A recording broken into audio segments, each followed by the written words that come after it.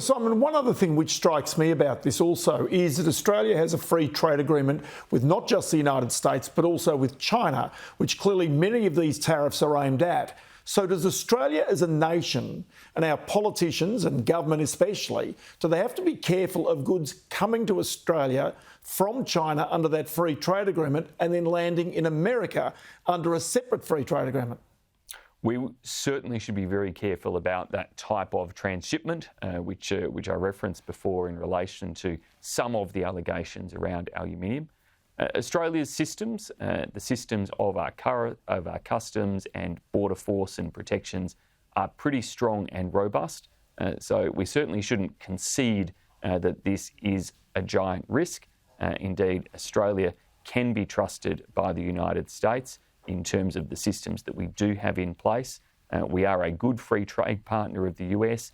As is well known, Australia has had a long-term deficit with the US, in stark contrast to our significant trade surplus with China. Both of those relationships matter enormously to us.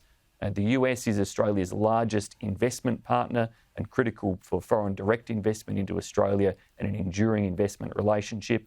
But China is critical as our largest trading partner and crucial, of course, for the economic well-being, especially of our Asian region that we're in. OK, so when our free trade agreement with the United States was first negotiated, the real sticking point, as it always is agriculture, and in particular beef exports to America. Now, that agriculture and that beef industry lobby in America is fiercely strong, and they have the ear of government. Is there any sense that as these tariffs or individual trade is negotiated by America, that it's really our beef farmers that could be highly vulnerable in terms of their exports to America? I think we should be, as a country, ever vigilant for those risks. I don't see any evidence at present that the Trump administration is likely to target an Australian industry like beef. I think the industrial sector, as we can see from their concern about steel and aluminium, has a much stronger leverage there in terms of the overall attitude of the administration.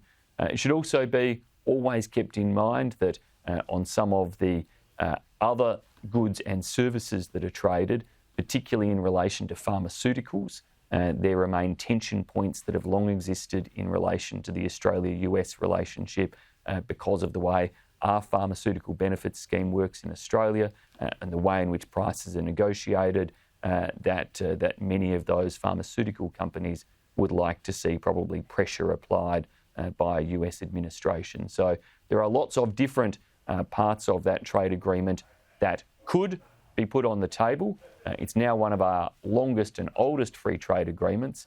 And the thing we have to keep driving home is it's one that has worked for the United States, maintaining that trade surplus they have with Australia.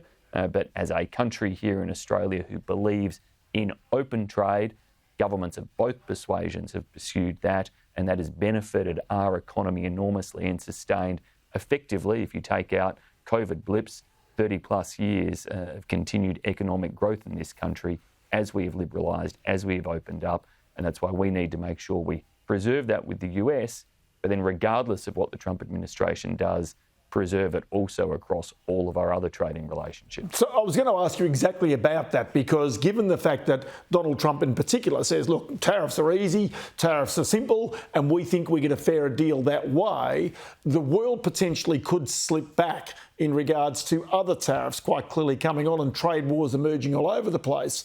From a Puritan's point of view, do you say that really having free trade agreements, having no tariffs on these goods going back and forwards is a better way for the global economy to operate? 100% would be my answer there, that we absolutely need to keep the openness and the approaches that have worked to sustain strong economic growth here in Australia and across our region. And I have enormous confidence that the Asian region, from Japan and North Asian economies in Japan and Korea, working our way down through, we hope, China, certainly across Southeast Asia, Australia, New Zealand, that our countries have enjoyed the benefits of opening up. Right back from the beginnings of reform under Deng Xiaoping and opening and reform in China in the 1970s, how that has flowed through, then especially the trade liberalisation agenda in our country, especially from the 70s and 80s onwards, but then as it has grown across Southeast Asia. And we should remember, between the RCEP trade agreement, the world's largest free trade agreement involving all of those countries I just mentioned, along with the CPTPP, the Trans-Pacific Partnership Agreement, we have two of the world's biggest free trade pacts that give us great networks and should enable our country to have resilience against any type of trade war that flows around the rest of the world, and that we need to be leveraging those types of big trade pacts further to get the maximum advantage for our trade relationships and investment flows as well. Well, I'll tell you what, Simon, it's great to have you on the program in your new role as the head of the ANZ's Asia-Pacific engagement, also its chairman in South Australia. We'll talk to you again in the future, and many thanks for your time today. Thanks so much, Ross. My pleasure.